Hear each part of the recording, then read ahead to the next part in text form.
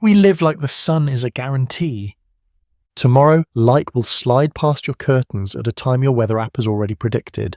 Your alarm goes off, your notifications hit, the sky slowly brightens, and your brain files the whole thing under normal.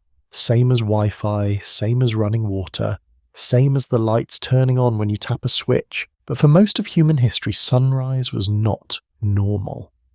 It was a question. Imagine waking up in a world with no satellite images, no climate science, no concept of planets orbiting a star. You don't know you're on a tilted rock spinning through space. All you know is what you can see. The sun is lower than it used to be, the days are shorter, the air is sharper, and the old people in the village are quietly more afraid every time winter comes around. Maybe you've lived through a bad year, the kind where the harvest was thin, the snow came early, the animals migrated wrong, and people started telling old stories in a different tone, less like legends, more like warnings. The elders say there was a winter when the rivers froze all the way across, when the sun felt weak, when it almost didn't come back. You look at the sky and you realize something horrifying. Light is not a background setting, it's a behavior, and behaviors can change. Day by day, as you move toward a winter, you watch the sun drag itself along a lower and lower path. It rises late, it sets early, it barely clears the hills. If you have no concept of axial tilt, you're watching the world's primary life support system fade. Not forever, not yet, but enough to plant a thought that will haunt centuries of myth. What if one day it keeps going down and doesn't turn around? Before we keep pulling on this thread, do the usual offering to the algorithm gods, like subscribe and drop a comment with your country and the time on your clock. I like picturing this story playing in living rooms and bedrooms across time zones, some of you in daylight, some of you in that blue 3 a.m. glow, like we're all watching the same sun from different edges. Because tonight we're walking into one of the oldest, deepest anxieties humans have carried. Not, what if the world ends in fire? Or, what if AI takes over? But something quieter and more primal. What if the light that makes everything possible just doesn't come back? We'll walk through Aztec priests who believed dawn had a price and paid it in blood, Norse poets who imagined a winter that never ends, farmers who watched the sun vanish in the middle of the day and decided a dragon had eaten it, architects who turned stone into solar code just to prove that the sky was still behaving. And then we'll turn the lens on us, because you and I don't worry about the physical sun going out.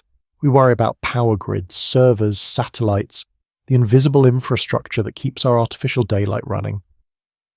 We've built a second sun out of electricity and data, and we're more dependent on it than any priest ever was on a bonfire.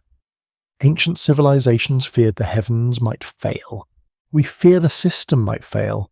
Same shape, different costumes. So let's start at the beginning. Not the birth of the universe, not even the birth of the sun. Let's start at the moment some early human looked at a shrinking arc of daylight and quietly wondered if this time the dawn might not come. Imagine you've never seen a world map. There is no satellite view in your head. You don't know that you live near the top of a spinning globe tilted just so. All you know is what the sky does above your head. And lately the sky has been acting strange. You live in the far north, where the line between day and night is already unstable. In summer, the twilight never quite dies. In winter, daylight feels like an apology. The sun crawls along the horizon like it's too tired to climb. You've grown up with odd days. Days where noon feels like evening. Days where, if you're far enough north, the sun barely rises, or doesn't rise at all. But this year feels different. It started slowly. Autumn came early, shouldering summer out of the way with sudden bitter winds. Animals left sooner. The clouds got heavier. People started talking in the cautious way humans do when we're scared of naming something and making it real. Then the days began shrinking faster than they're supposed to. You wake one morning and there's no real dawn, just a smudge of light and then darkness again. Another day passes the same way, and the stories you heard as a child start echoing in your skull. There was a winter that never ended. There was a time the sun stopped moving. There was a darkness called Fimbulwinter, the Great Winter, that came before the world broke. In Norse myth, the end of the world doesn't start with a meteor or a demon popping out of the ground. It starts with winter forgetting how to stop. 3 long winters with no summer between them.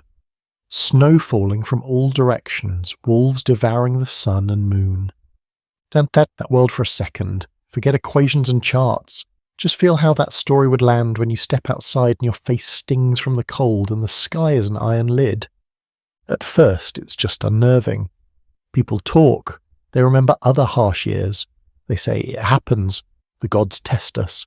But as days keep passing without proper light, the atmosphere shifts. Every conversation circles back to the same questions. Is this it? Did we anger someone? Is this the winter that doesn't end? Maybe the elders remember something else. Ash in the air from a volcano far away. A year when summer never really arrived. Fields that never ripened. They might not know about volcanoes, but they know the feeling of a sun that doesn't pull its weight. When you live on the edge of the habitable world, the sun isn't an abstract ball of fire out in space. It's a neighbour who sometimes acts drunk, sometimes depressed, sometimes hostile. Sometimes it feels like a thing that could leave. So you wrap that fear in animals and gods. In one version, the sun and moon are chased by skywolves, Skull and Hati running them down. Every eclipse, every strange dimming becomes a rehearsal of the end. The wolves got close that time, they almost caught it. People respond the only way they know how, with ritual. On the longest night of the year, fires bloom on ridges, villagers drag wood up hills, hands roar and breath burning in their lungs. They light enormous wheels and roll them down slopes, mimicking the arc of the sun, urging it along. They drink, they chant, they bang on shields. It's a party, but under the laughter there's this tightness, this haunted sense that if they don't do it right, maybe the sun hesitates tomorrow. You can feel that same nervous energy in other northern tales. In some Arctic and Siberian traditions, the sun is a woman who can be offended, stolen or coaxed out of hiding. In others, she's a girl with a torch running. If she stumbles, the world goes dark. The sky isn't a geometric fact, it's an emotional field, affected by the behaviour of gods and humans. That's the core, the link between morality and light. When the weather goes wrong for too long, it never feels random to us. We want it to mean something, so we attach causes. Maybe people have become selfish, maybe taboos were broken, maybe the old songs were neglected, maybe the sacrifices were lazy. The worsening winter becomes a diagnosis. The sun's weakness becomes a judgment. We still do this, just with different props. When our climate slides off its old curve, some people talk about the wrath of nature, others about karma, others about humanity getting what it deserves. We pour guilt into graphs the way ancient people poured guilt into myth. It's the same nervous system, upgraded tools. Back in the longhouse, the wind screams outside. Someone opens the door and the cold bursts in like an attacker. The fire throws shadows against the walls. An old man with a scar across his face starts speaking, and suddenly the room quiets. He talks about a winter long ago, when the sun barely rose for weeks and how his grandfather's grandfather lit torches on every hillside and swore oaths to the gods. We survived because we remembered what to do, he says. Everyone listens, trying to believe that. Outside, reality doesn't care about their belief. Maybe there's a volcanic plume halfway across the world that's dimming the sun. Maybe ocean currents have shifted. Maybe nothing catastrophic is happening at all and it's just a nasty year. They can't know, so act. That's one of the reasons solstice rituals are so intense. They're not cute seasonal moods. They're emergency switches disguised as festivals. All the noise, all the fire, all the dancing and drumming and drinking, it's a survival spell. Imagine standing in a ring of people in thick fur, your eyelashes crusted with frost, your hands raw from carrying wood. The fire roars, shooting sparks up into a sky that feels way too large and way too indifferent. Everyone is staring at a pale line of light on the edge of the world, willing it to grow. You can't see axial tilt. You can't see orbital position. You can't see that the planet is about to swing back toward longer days no matter what you do. All you can see is the glow. All you can feel is the fear. Somewhere deep in your gut, a thought you'd never say aloud. What if it doesn't? And yet the light returns. Slowly, grudgingly, almost as if responding to the noise. The next day is a heartbeat longer. The next, longer still. Within weeks you can feel the difference, and the lesson hardens into collective memory. When the world was in danger, we shouted it back into balance. Reality is more complicated than that, but your nervous system doesn't care. It remembers that when things were worst, you lit fires together, and the story got a happy ending. So you keep the story alive. You tell your children about wolves chasing the sun and the great winter that will someday come for real. You teach them what to do when the sky turns wrong. In between the myth and the physics lies a quiet wisdom. Conditions can change fast. You're not owed a stable sky. We pretend we are. Flip a switch, the light comes on, pay the bill, the heater hums. Open an app, the weather appears as numbers. The sun itself becomes irrelevant. Just a thing on the wallpaper behind our screens. Then a storm knocks out power for a week. Or smoke from faraway fires turns the noon sky orange. Or a freak freeze collapses energy infrastructure in a rich country that thought it was untouchable. And suddenly, in our very modern way, we re-enter that old fear. We check the sky, we check our phones, we panic buy, we huddle, we tell stories. Ancient northerners built sagas about Fimbulwinter and wolves to warn themselves. The system can fail.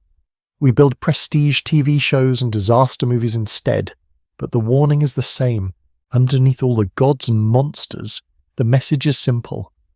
Don't get cocky about a planet that barely tolerates your existence. The Norse imagined a final winter. The Inuit had tales where the lamps in the sky might go out. Siberian shamans journeyed in spirit to bring back light and balance. Across all of them, the human job is clear: pay attention, make offerings, don't ignore the warning signs. We'd call those warning signs data now. We don't bang drums on hills, we bang out reports. But at 3 a.m, when you're doom scrolling climate headlines with that sick feeling in your chest, you're not that different from someone staring at a stubborn grey sky 1,000 years ago, wondering if this is the year everything breaks. The only real difference is what we think we can do about it. They believe they could bargain with the sky. We believe we can re-engineer it. We talk about geoengineering, aerosols to dim the sun, mirrors in orbit.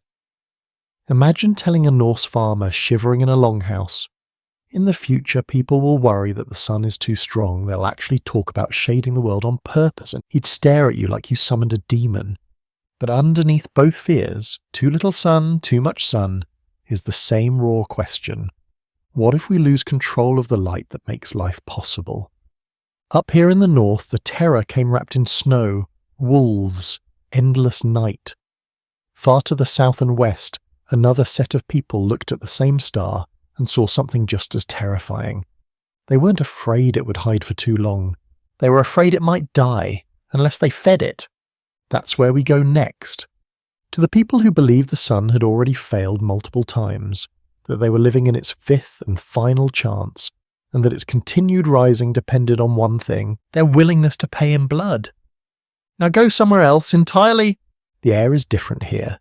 Thin, high-altitude air that makes your chest work a little harder. The light is harsher too, like the sun has moved closer. You're standing in a city of stone, terraces and plazas stacked against a deep blue sky. The ground under your feet is warm. This is not shadow country, this is sun country. Pyramids rise above you in stepped layers, their edges sharp against the sky. Every surface that can hold colour does. Painted walls, bright textiles, feathers that catch the light like living flames. The smell of incense hangs in the air with something metallic underneath it. Something you recognise and don't want to admit. The whole place feels like a ritual waiting to happen. In parts of ancient Mesoamerica, especially among the Mexica, the people we call the Aztecs, the sun was not just necessary, it was endangered. The world itself wasn't the first draft. It was version 5. They told it like this. There were 4 suns before this one, 4 ages, 4 worlds. Each had its own people, its own rules, its own way of being. Each ended violently, one drowned, one burned, one was devoured by jaguars, one was peeled away by wind. The current world, the one your city stands in, is the age of the 5th sun, the last one. The final attempt. Imagine what that does to your sense of reality. For you, the universe is not a calm, gradually unfolding timeline. It's a sequence of cosmic crashes. Every sunrise is not normal. It's a precarious victory in a series of failed experiments. In this cosmology, the sun is not a patient, eternal background presence. It's a warrior, a being that struggled to be born, that sacrificed itself to become the sun in the first place, that now burns across the sky each day only because it's still fighting for you. And like any warrior, it gets tired. The question is, what are you doing to help it rise? If previous worlds ended, if previous suns died, what makes you think this one can just run on autopilot? If you stand in the Great Plaza before dawn on a holy day, that question isn't theoretical. The city is awake, thousands of people pressed together, drums pounding out a heartbeat that your own heart tries to sync with, torches flickering, priests moving on the pyramid steps, their white garments streaked with sacred red, their silhouettes sharp against a sky that's still dark. Everyone's eyes keep flicking between the eastern horizon and the seen stone platform at the top of the temple. You know the story. The sun needs fuel.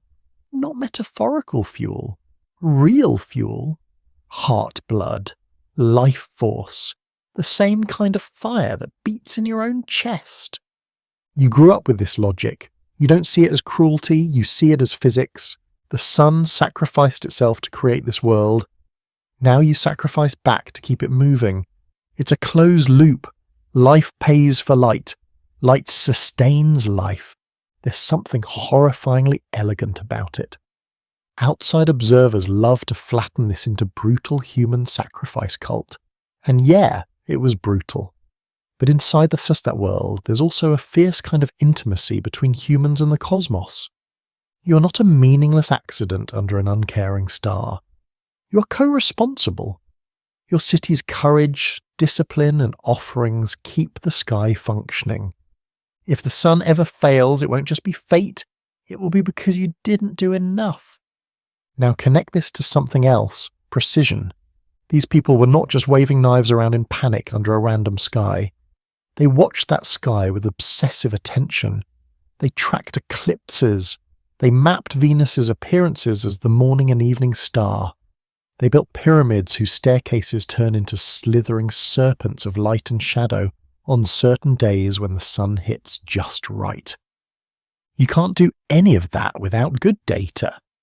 So picture the whole system. On one side, careful astronomical observation. On the other, a spiritual narrative that says, if we don't feed the sun, the world ends.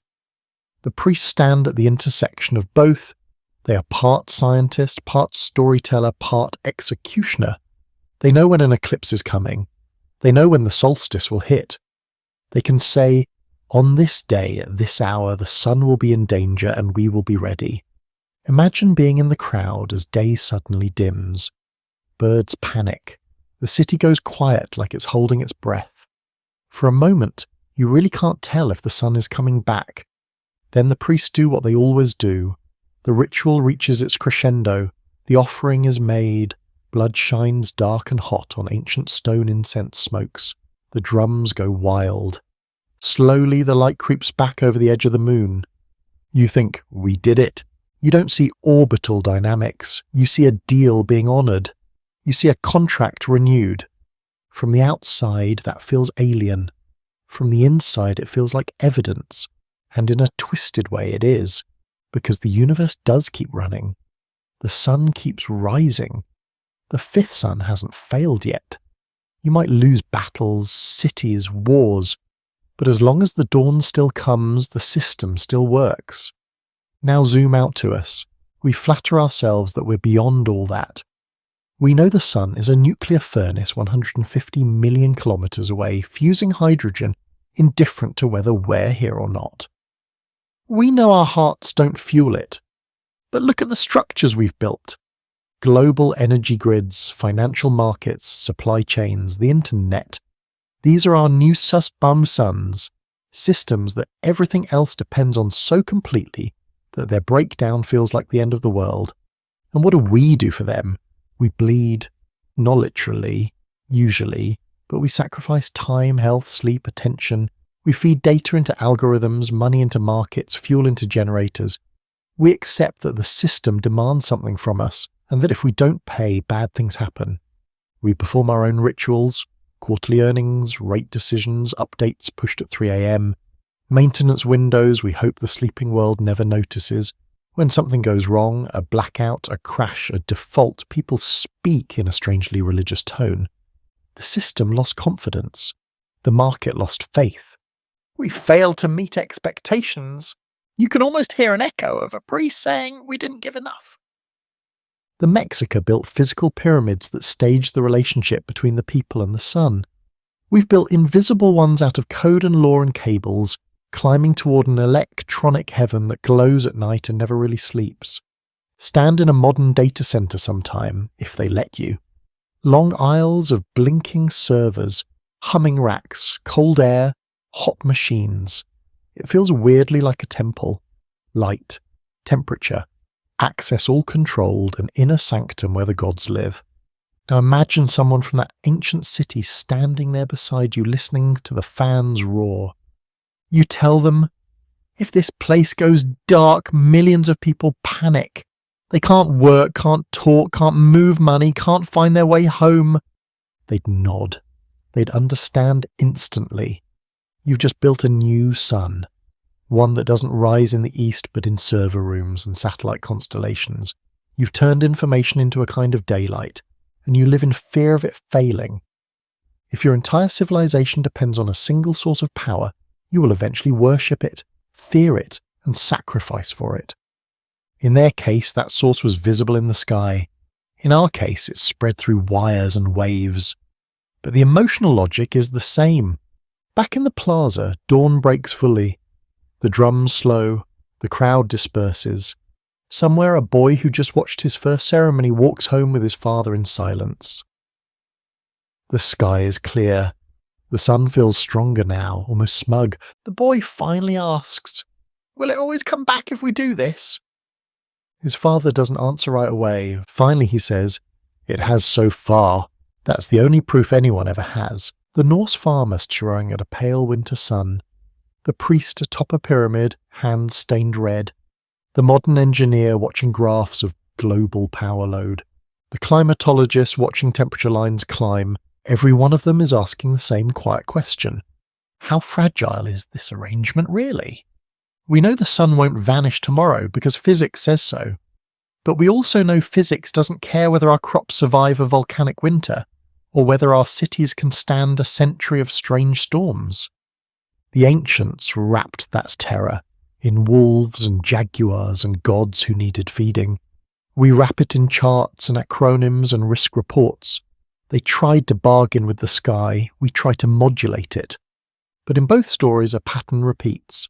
Civilizations are always one bad sequence of days away from wondering if the light will keep its promise, and they deal with that by telling themselves that if they do the right things, say the right words, build the right structures, pay the right price, the sun will rise again.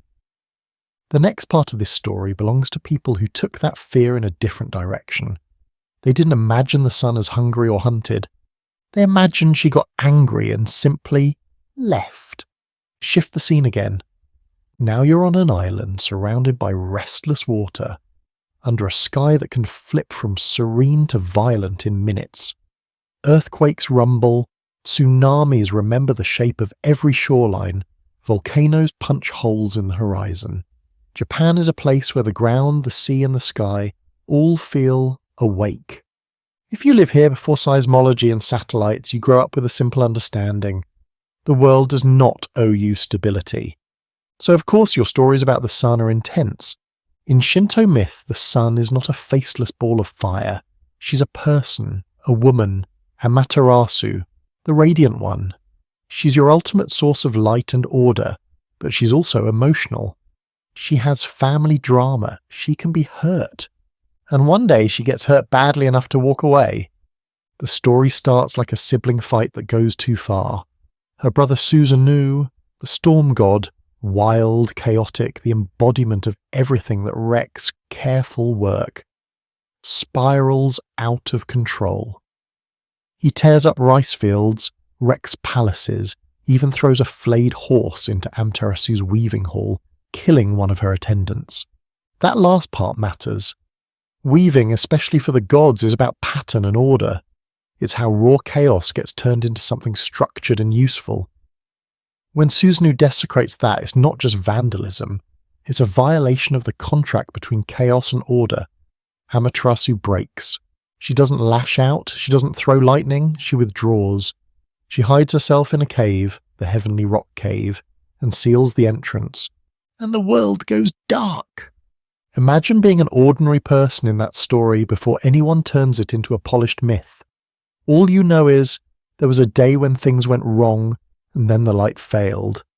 Maybe an eclipse swept over the land, maybe volcanic ash veiled the sky, maybe storms lined up for weeks, blotting out the sun. Whatever the trigger, the experience would have felt the same. Daylight that never quite arrives, colour draining out of the world, heat bleeding away, crops falter. People stumble through muted days that feel like extended twilight. Animals change their behaviour. Birds roost at strange hours. The normal rhythm of life disintegrates. How do you describe that? You say the sun goddess is in mourning, or furious, or ashamed. She's gone into hiding and she's not taking our calls.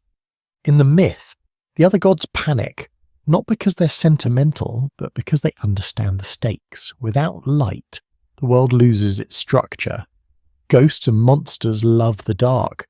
So does disease. So does despair. The gods don't respond with a sacrifice this time. They respond with strategy.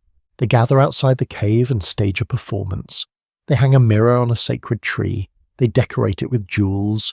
They start a kind of divine festival. Drums, dancing, laughter, one goddess, Ame no Uzume, dances so wildly and lewdly that the whole divine crowd roars with laughter. Inside the cave, Amaterasu hears something impossible. Joy. She's sealed herself away because reality is broken, because pain has crossed a line, yet out there, outside her absence, people are laughing. Curiosity pierces her grief. She cracks the stone door open the smallest amount and asks what's going on. The gods say, "We've found a new sun, she's more radiant than you." They tilt the mirror toward the slit of light. Amaterasu sees her own brilliance reflected back at her from the darkness, a proof that her light still exists, still matters. She steps out, drawn toward it, and in that moment, the strong gods waiting nearby yank the cave fully open and block it so she can't slam it shut again. Light floods the world. It's a strange story, but underneath the theatrics, there's a psychological truth. When light withdraws, you don't always bring it back through violence. Sometimes you bring it back by rebuilding the conditions for joy, by reflecting to the source that it's still needed. Why does this belong in a story about fearing the sun will vanish? Because hiding is another kind of vanishing. Norse people imagined the sun devoured. Mesoamericans imagined it exhausted, needing fuel. Here, the sun walks off the job because the world's behaviour disgusts her. Too much chaos, too much cruelty, too much desecration of what's sacred. If the universe is relational, if the forces that keep it running have feelings, then your ethical choices are not just private matters, they're part of climate control. In this frame, moral decay and cosmic breakdown are linked. You can hear the echo in modern times every time someone says, "We don't deserve this planet," half joking, half serious. Or when environmental collapse is framed as the Earth getting rid of us, we still reach for moral language to describe physical systems misbehaving. Now overlay another layer. Japan is earthquake country.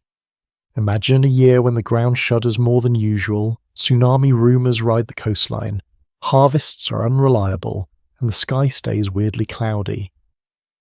You don't have a concept of plate tectonics. You have gods, spirits, and stories like the cave of Amaterasu. You might easily think the sun is thinking about leaving again, so you respond with ritual. Shrines to Amaterasu, like Ys, become both spiritual centres and psychological stabilisers. The yearly ceremonies, the rebuilding of shrine structures, the renewal of offerings, all are basically saying don't leave. We remember the last time. We know how bad it gets. We're keeping the relationship healthy. We do something similar with our own suns. Think about the internet or the electrical grid. We don't personify them as goddesses, well, not officially, but we treat outages like emotional events. If your power goes out for 2 days, the world feels wrong. If your connection dies, you joke that you feel blind or cut off from reality. When that happens too often, people don't just complain. They start looking for causes that feel like character flaws in the system. Corruption, mismanagement, greed, short-term thinking. We assign motives to infrastructure. If Amaterasu's withdrawal was a story about a sun goddess reacting to a moral insult, our blackouts and platform crashes are stories about systems reacting to neglect. In both cases, the fix isn't just technical, it's relational. Maintain the code, maintain the lines, don't overload, don't abuse. Respect the sacred spaces, don't defile the weaving hall. Same pattern, different setting. Another thing, the way Amaterasu is coaxed out, the mirror, the festival, the laughter, looks a lot like what we do when people burn out. When someone we love retreats into depression, rage, or exhaustion, we don't usually drag them out by force.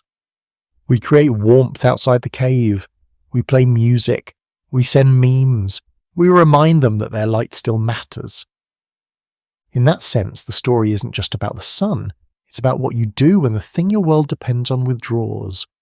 Sometimes the answer isn't sacrifice or engineering. Sometimes it's reflection. Much later, Japanese emperors would claim descent from Amaterasu. Their authority was literally framed as sunlight in human form. When the world became modern, that divine aura got shaken hard. War, defeat, bombs brighter than anything the sun ever showed them. After Hiroshima and Nagasaki, people looked up at a sky where human-made light had briefly outsunned the sun, and they realized something dark. We no longer have to wait for gods to take the light away. We can do it ourselves. That realization isn't limited to one country. Nuclear fire, atmospheric pollution, runaway climate shifts, all are versions of us playing Susanoo, wrecking the weaving hall, wrecking the pattern the light depends on. If Amaterasu were real, watching, would she hide again? Or would she step out, look at our orange smoke-choked skies and ultraviolet-punched ozone and say, "You're doing my job for me, you're making your own darkness"? In her story, the light comes back. In ours, that's still an open question, but the people who told her story were saying something to the future as well as to themselves. Pay attention to what drives the light away. And remember that sometimes the only way to bring it back is to change how you behave. If you've ever seen a total solar eclipse, the real thing, not a partial, you know how wrong it feels. The light doesn't fade gently like sunset. It goes sideways. Colours get strange, as if someone slid a filter over reality. Shadows sharpen. Animals get confused. Temperature drops like you just stepped into another world. Now imagine you see that and nobody warned you. You live in a field somewhere in ancient China. It's a warm day, bright, maybe you're working in the rice, the sun is high, everything is perfectly normal as all. And then, without any clouds, the light starts thinning. You look up, a bite has been taken out of the sun. There's no sound, no explosion, no dragon roar, no angel, trumpet, just silence and the slow, creeping theft of daylight. At first, people squint and joke. They've seen halos, strange clouds, sundogs, but as the bite grows, the laughter dies. Dogs whine, birds fly oddly. Conversations stop mid-sentence. The sun is being eaten. You have no concept of orbital planes or the alignment of spheres. All you know is that something black is sliding over the only thing keeping this world alive, and it doesn't look like it's planning to stop. Panic is too small a word. Across cultures, you see the same desperate reaction. Noise. People bang drums, beat on pots, fire arrows at the sky, ring bells, shout, chant. In ancient China, one explanation was simple and terrifying. A celestial dragon was devouring the sun. The word for eclipse, shi, literally means to eat, to consume. Dragons in that tradition aren't always evil. They're often powerful, lucky bringers of rain. But here, whatever is up there is out of line. It's crossing a boundary it shouldn't cross. You respond like villagers faced with a predator, attacking their livestock. You scare it away. So thousands of people stand under a darkening sky, pounding on anything that makes sound, screaming up at a black disk, trying to intimidate the cosmos. If your only data point is what you see, it works. Because the eclipse ends, the dragon lets go, the bright ring widens, daylight rushes back in a wave of relief so strong people laugh, cry, collapse, pray. Next time, you're not quite as scared because you remember, you know what to do when the dragon hums. Of course, behind the scenes, something else is happening. Chinese court astronomers, some of the earliest full-time sky watchers in history, are tracking patterns. They notice that eclipses don't come at random. They follow cycles, Saros-like periods, complex but predictable repetitions. Their job is dangerous. One legendary story says that when two imperial astronomers failed to foresee an eclipse, they were executed for negligence because if the sun gets attacked and you didn't warn the emperor, it's your fault. That job description sounds insane until you realise we still do this. If a massive solar flare hits our planet without warning and fries a big chunk of our satellites and grid, we won't say, oh well, the dragon ate the sun. We'll say, why didn't anyone at the Space Weather Centre see this coming? We expect our own sky priest scientists now to catch disruptions in the light before they crash into us. We've replaced dragons with plasma physics, but the emotional stakes are identical. Back on the ground, the dragon story keeps doing useful work. It gives ordinary people a framework. You don't have to understand orbital resonance to know you should make noise when the sky goes wrong. India has Rahu and Ketu, shadow demons who swallow the sun and moon as they chase them across the sky. The Maya tracked eclipses almost obsessively and encoded them in their codices. In parts of Vietnam and other regions, people once banged pots and lit firecrackers to scare away sky-eaters. Underneath all these is a stark understanding. The light can be interrupted. Even if it returns, there are moments the whole world feels like it's running on a glitchy operating system, and your input, your noise, your ritual might matter. Eclipses are special because they make cosmic mechanics visible. Most of the time you can't feel the Earth move. You don't feel the moon sliding silently around you. But during an eclipse, the math steps into the room and puts its hands on your throat. We live in a time when you can type eclipse path into a search bar and get a detailed map of where and when the next ones will strike. People book flights, road trips, hotel rooms to stand under the shadow on purpose, like tourists visiting the dragon's throat. We've inverted the fear into wonder, but scratch that wonder and the old terror is still in there. There was a day in 1878 when scientists hauled heavy equipment up a mountain in Colorado to observe a total eclipse. One of them was a young Thomas Edison. They were there not because they feared the sun would vanish forever, but because they knew that in those few minutes, when the light blinked out, they could see deeper into the sun's atmosphere than ever before. They had domesticated the dragon, turned a cosmic jump scare into a research opportunity, and yet even now, every time there's a big eclipse, you get people on the internet muttering about omens and endings. You get apocalyptic sermons, TikToks about energies, speculative threads about portals opening. We can't help ourselves. The dragon myth refuses to die because it encodes something that feels true inside the nervous system. The things you depend on most can be choked off suddenly. We see smaller versions of that every day now. A submarine cable gets cut and half a continent's internet slows to a crawl. A fuel pipeline gets hacked and gas stations turn into frantic queues. A misconfigured update takes down major sites and your daily routine snaps. When those things happen, we don't bang on pots. We refresh status pages, doom scroll and yell into timelines. It's the same frantic noise digitized. Someone once described a big internet outage as an eclipse of the digital sun. It's not a bad analogy. A chunk of your informational sky goes dark. Services you thought were eternal show their shadow. And in those moments you remember that it's always there is just an illusion. For ancient sky watchers, the solution was twofold. 1. Build a story that makes emotional sense. Dragon, demon, hungry shadow. 2. Build a system that makes predictive sense. Astronomy, calendars, records. We do the same. We tell stories about bad actors, foreign hackers, market manipulators, glitches, ghosts in the machine, personalized dragons. And at the same time we build monitoring systems, redundancy, backups, our own version of eclipse prediction. But the dragon myths hide one more quiet message. If you can find the pattern behind the panic, you gain power. The moment ancient astronomers could look at a calendar and say, in 3 months, the dragon will come at midday, their entire relationship to the sky changed. They weren't just scared animals anymore. They were participants in a larger pattern. Today, when scientists talk about solar cycles, geomagnetic storms, climate tipping points, they were doing the same thing, mapping the dragons before they arrive. The question is whether anyone listens, because all the prediction in the world won't help if the people on the ground shrug and say, it's probably nothing, right up until the sun flickers, from ash in the air, from a grid pushed too far, from a chain of heat waves that break the systems we thought could handle anything.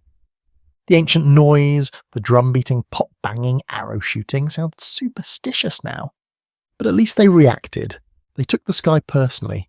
We scroll past sky warnings all the time, charts of rising temperatures, depleted rivers, bleaching reefs, grid stress alerts as heat domes park over cities, each as its own little eclipse of what we thought was stable. If anything, we might be too calm about our dragons. The people who feared the sun would vanish didn't just fear randomly. Many of them lived through real anomalies. Volcanic winters, weird summers, failed monsoons, violent storms. Their myths were their patch notes. We have the data those people would have killed for. The question is whether we'll use it to do more than just watch. By now, you've walked through a lot of other people's fears. The Norse standing under a sky that keeps forgetting to brighten. Mesoamerican crowds feeding a tired sun with blood and belief. Japanese stories of a light that hides from a world gone wrong. Chinese villagers banging drums at a dragon eating the day. Each one is a different flavour of the same thing. Terror at the idea that tomorrow's light is not guaranteed. We live in a different age. Our fears wear lab coats and speak in probabilities. The sun, we're told, is stable for billions of years. It's not going to extinguish or rage out tomorrow. Its output fluctuates, sure, but within bounds we can model the real threats, according to our own sky watchers, come from how we interact with that light. We've turned the sky into a dashboard. Open your phone and you can see the UV index, basically a warning of how aggressively the sun will try to burn your skin today. Another app shows you solar flare alerts, telling you whether streams of charged particles are heading our way, threatening satellites and power lines. Weather maps show heat domes, wildfires, storm tracks. Instead of gods whispering to a chosen few, we have notifications. On paper, this is an upgrade. Imagine handing a Viking farmer an app that shows him, month by month, when the sun will rise, set, how high it will climb, what the temperature is likely to be, what the crops need. He'd think you stole a god's job. But wrapped inside this upgrade is a new kind of dread, because the more we can measure, the more clearly we can see how precarious our position is. You scroll through a thread about climate models, curve after curve bending the wrong way, glaciers shrinking, sea levels crawling up like a thief, heat records falling so often they stop feeling like records and start feeling like the new normal. You see satellite images of smoke plumes covering entire regions, turning day into a cancer-coloured twilight. Photos from cities where people film the sun as a dull red disk behind haze, like a tired eye, and suddenly all those old stories feel less like fairy tales and more like warnings we didn't want to read. The fear now isn't that the sun will vanish, it's that we are turning its light into something hostile. Too many cities built on the assumption that outside is always safe. Too many fields planted like stability is forever. The ancients had a sense of cosmic fragility. They thought in cycles, ages, endings, resets. They didn't imagine a world that just ramps up forever. We do. We talk about growth the way they talked about sunrise, something that will always happen if we do the right things. But their myths included failure modes for the universe. Ours mostly include failure modes for ourselves. Nuclear winter, runaway warming, grid collapse, internet blackout. None of these kill the sun, they just make its presence irrelevant to us because we've built bodies and systems that can't handle the new terms of the deal. So we build our own rituals. Instead of lighting fires on hills to coax the sun back, we sign climate accords, switch to LEDs, fight over carbon taxes, argue about degrowth versus green tech. Instead of sacrificing hearts on pyramids, we sacrifice conveniences, or we're told we should. Fly less, drive less, buy less. To some people that feels like blasphemy against a different god. The god of consumption, progress, more. Somewhere between those two instincts, panic and denial, we live our daily lives. You wake up, make coffee, scroll a little, go to work. The sunrise looks the same as the one your great-grandparents saw, but the context is different. There's more so. Two in that air, more heat stored in those oceans, more satellites in that ski. The light hits a bus stop advertising carbon-neutral fashion, bounces off a skyscraper powered by an aging grid, glints on solar panels on a suburban roof, heats up asphalt that radiates it back into the night. The sun hasn't changed. We have. We've turned its reliable energy into something unstable by wrapping the planet in a thin, invisible blanket and refusing to take it off. If you squint, you can almost see a myth trying to crystallize. A story future people might tell about us. There was an age when humans forgot the terms of their treaty with the light. They dug up ancient darkness, coal, oil, gas, and burned it all at once, until the sky thickened and the seasons forgot their rhythms. In that story, we're not the victims of a dragon. We're both the dragon and the terrified villagers banging on pots, wondering why the sky looks wrong. The people who feared the sun would vanish weren't stupid. They were living on the front line of a reality we're only starting to truly feel. Climate is not a background constant. It's a conversation between the sun, the air, the water, and the land. You change one voice too much, the conversation goes sideways. They didn't know the equations, so they wrote poems instead. The sun hides in a cave. The sun is chased by wolves. The sun must be fed. The sun has already failed 4 times. We know the equations. That doesn't save us by itself. Knowledge is just another kind of light. You can stare right into it and still walk the wrong way. So where does that leave us? Strangely close to where our ancestors stood, under a sky that can change, holding rituals we hope will keep it friendly. Our rituals just look different. A group of teenagers striking for climate on a Friday, holding cardboard signs in a city square, chanting for leaders to act. That's a solstice bonfire in modern clothes. A scientist presenting new data about accelerated ice melt to a conference, voice shaking slightly as the slide changes. That's an astronomer trying to warn the emperor about an eclipse. An engineer working overnight to harden a grid against heat waves, hurricanes, and geomagnetic storms. That's a priest on top of a ziggurat, making sure the altar is ready before dawn. The fears haven't changed. The scale has. The question, what if the sun doesn't come back, has become, what if the world we built for this version of the sun can't survive the changes we've triggered? We don't need dragons to eat the day. We can dim our own future with enough smoke. And yet, there's another through line in all these stories. Resilience. The Norse sagas talk about a world after Ragnarok. Mesoamerican cycles imagine suns dying, but also new ones rising. Shinto stories don't end with Amaterasu sealed forever. She returns. Eclipse myths always include the light's comeback. The people who were most afraid of losing the sun also believed stubbornly in some form of return. Maybe that's the part we need most. Not the certainty that everything will be fine, not the smug optimism that technology will save us while we keep behaving like Susanoo in the weaving hall, but the stubborn decision to act as if our offerings matter. Offerings of work, of restraint, of attention, of care. Not to a temperamental god in the sky, but to the fragile balance that keeps our particular version of civilization possible. Tomorrow morning the sun is going to rise. It will rise over ice shrinking at the poles and glass towers in equatorial cities, over forests trying to regrow, and fields that are too dry, over offshore wind turbines and ancient stone circles and data centers humming in the dark. We'll not care if you watch it, but you can. You can look at that light and feel for a moment how many generations before you were terrified it might not arrive. You can feel how much of your life depends on something you didn't create and can't control, and you can choose to live as if that awareness should change what you do with the day you've just been given. Because in the end, every civilization, every myth, every grid, every network is gambling on the same quiet hope, that the light will keep returning long enough for us to learn how not to waste it. So far we've wandered through myths and symbols, wolves and dragons and goddesses and caves.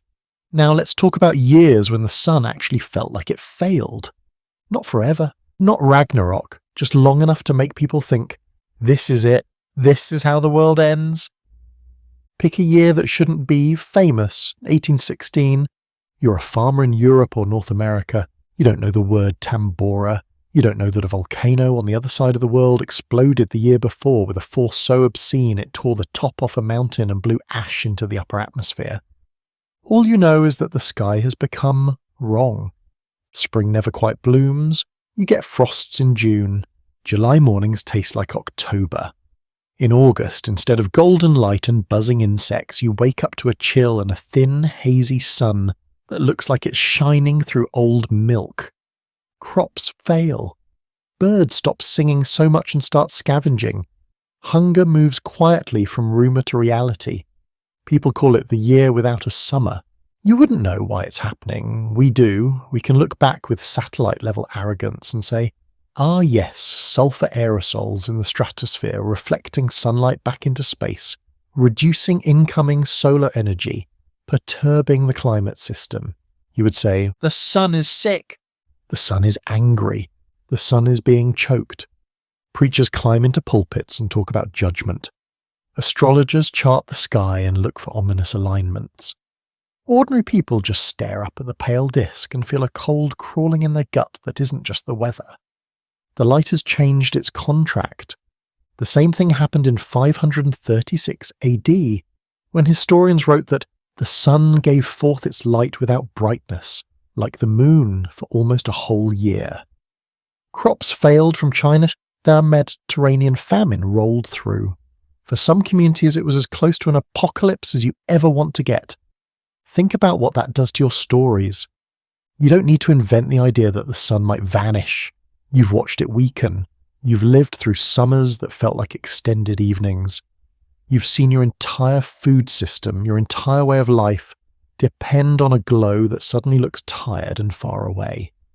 If you're a myth maker, you start sharpening the edges of your warnings. There was a time when the sun hid its face. There was a year when summer forgot to arrive. There will be another.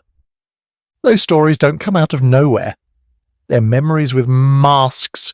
Now zoom forward to us. We know what volcanic aerosols do. We can model them. We can even talk casually about copying them on purpose, geoengineering, spraying reflective particles into the upper sky to cool the planet down. In other words, we've gone from being terrified that something might choke the sun to planning how to put our own fingers on its dimmer switch. There are serious, thoughtful scientists arguing that we may have no choice, that if we keep heating the planet the way our emissions curves suggest, a controlled partial dimming might be the only way to buy time, and there are serious, thoughtful people who read that and feel their blood run cold. Because we're the first civilization that has both. myths about the sun failing and the engineering chops to make the sun feel weaker from the ground. We know better than any medieval peasant that the sun itself isn't going anywhere, but that's almost irrelevant. What matters is how much of its energy reaches the surface and what our atmosphere does with it when it arrives. The idea that a handful of countries or corporations could quietly start tweaking that global thermostat, that's a new kind of dragon, invisible, technical, coming in the form of white papers and pilot projects instead of fanged monsters in the sky. Imagine trying to explain that to someone from 536 AD. Yes, the dim sun you're cursing. We can recreate something like that one day, intentionally, for climate management. They'd look at you like you'd declared war on the heavens. And yet we already live with other forms of human-made eclipses. Walk through a mega city at noon and look up. In some places the sun is a smear behind smog. You can stare straight at it without squinting, not because it's weaker, but because we've wrapped it in haze. On a satellite image, those cities look like tumours, bright at night, bruised in the day. Every chimney, every exhaust pipe is a micro-ritual, a tiny everyday sacrifice of ancient buried carbon to keep our world running. Add up enough of them and you've rewritten the sky's behaviour. Volcanoes do it on accident. We're doing it on purpose, but without full awareness. There's a detail about the year without a summer that fits too well. That's the year Mary Shelley, stuck in a strange dark season near Lake Geneva, wrote Frankenstein, a story about humans creating power they don't fully control, then being horrified at the consequences. A monster built from old parts, animated by a force you don't respect enough. Tell me that doesn't sound like our relationship to energy, to atmosphere, to sunlight. Now take another kind of threat. Not dimming the sun, but punching back at it. In 1859, a solar storm we now call the Carrington Event sent a blast of charged particles slamming into Earth's magnetic field. Telegraph wires sparked equipment, caught fire. Auroras glowed so far south that people in the Caribbean saw the sky shimmer.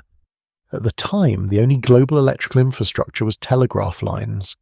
Now we have satellites, GPS, undersea cables, high-voltage lines strung across entire continents. A Carrington-level event today wouldn't make the sun look weaker, but it could make our world go dark. Lights out, networks down, planes diverted, transactions stopped, data trapped in machines that have no power to release it. A literal storm from the sun, turning our dependence on its energy into a vulnerability. Ancient people looked up and imagined dragons and wolves. We look up and see space weather forecasts. But in both cases, there's a quiet realization. The thing that gives us life can also occasionally knock us flat. So the question isn't just, what if the sun failed? It's, what if we keep building systems that shatter the moment its behavior shifts even a little? The people who lived through 536 or 1816 didn't have backups. They couldn't truck food in from another continent. They didn't have stored grain from global markets. When the light changed, their world changed with it. Instantly, brutally. We do have backups, for now, but we're still more fragile than we like to admit. Crop failures in multiple breadbasket regions at once, a cluster of heat waves that make outdoor work deadly for weeks, a solar storm that knocks out key satellites in the middle of all that. That's not just bad weather. That's a myth being reborn in real time. You don't have to believe in gods to feel it. The sense that we've taken a stable, taken for granted backdrop and turned it into a volatile variable. The ancients told stories so their children would remember. The sun does not owe you anything. Treat it like a blessing, not a default setting. We've replaced those stories with dashboards and graphs. The question is whether the message still lands. Let's go back one last time to that future archaeologist walking over our ruins. The parking lots are gone. The skyscrapers are piles of layered glass and metal. The solar farms are shattered mirrors half buried in sand. The data centers have become strange, windowless hills filled with fossilized racks and melted plastic. They pick up a fragment of something you used to take for granted. A little sign maybe, with a faded icon of a sun and the word solar on it, or a warning label about UV protection, or a climate graph printed in an old textbook, lines climbing too fast. To them, it's just another shard. To you, it's the footprint of a civilization that knew more about the sun than any before it, and still managed to be terrified of it in all the old ways.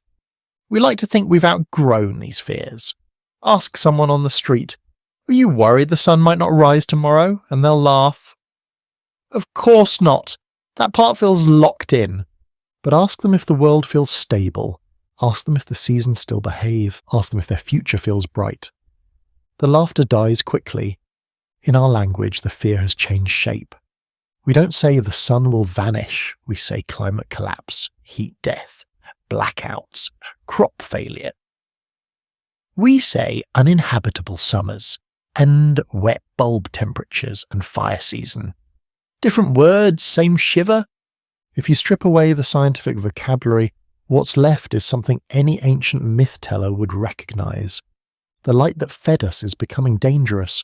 The world we thought would go on like this forever might not. Our ancestors wrapped that realization in stories big enough to carry it. A wolf chasing the sun until it finally catches and devours it. A goddess in hiding whose absence plunges the world into darkness. A dragon swallowing the sun disk until human noise drives it away. A cosmic cycle of suns born and destroyed, each ruling an age. They weren't stupid. They were doing the same thing we're doing with graphs, models, and long-form documentaries, trying to look terror in the face without going insane.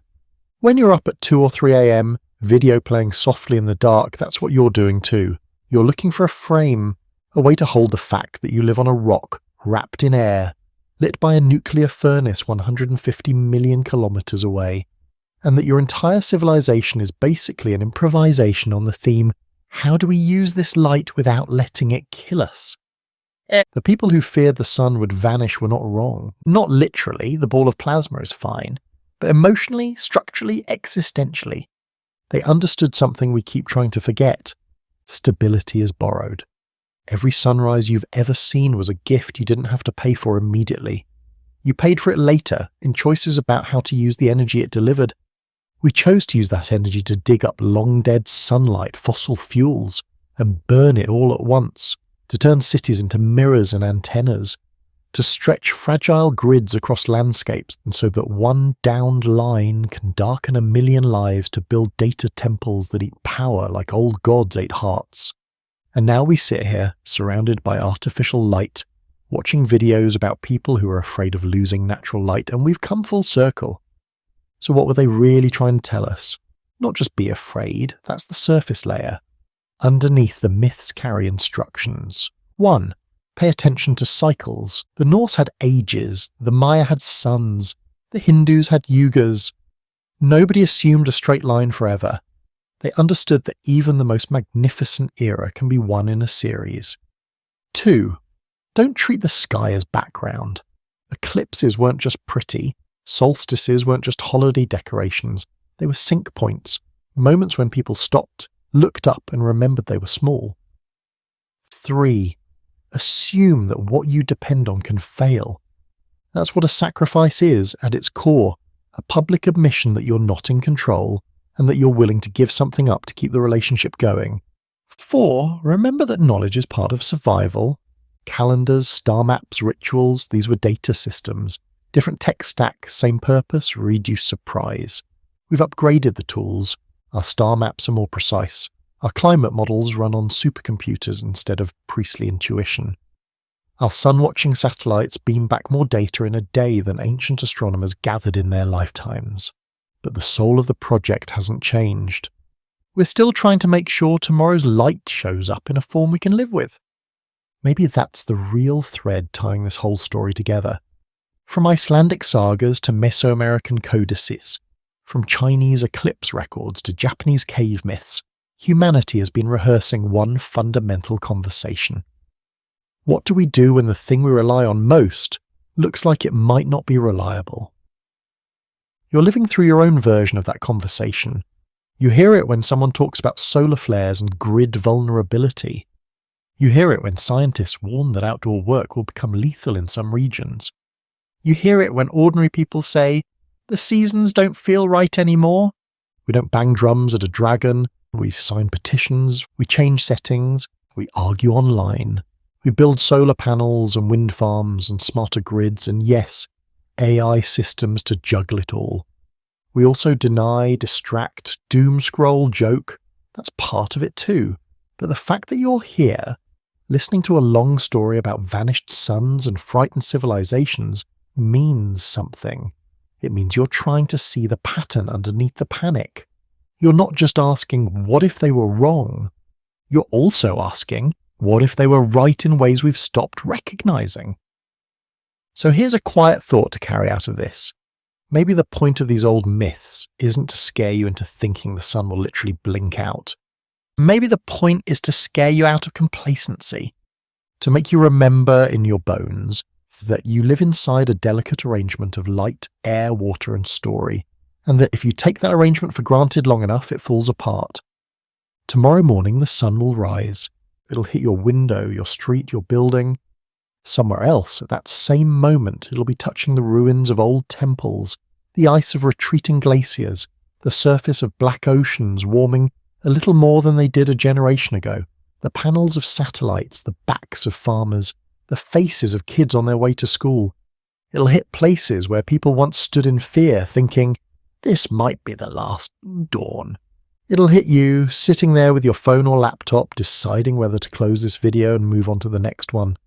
Or sit for a minute longer and let the weight of all those fears and all that continuity settle. You don't have to fix the sky. You can't anyway.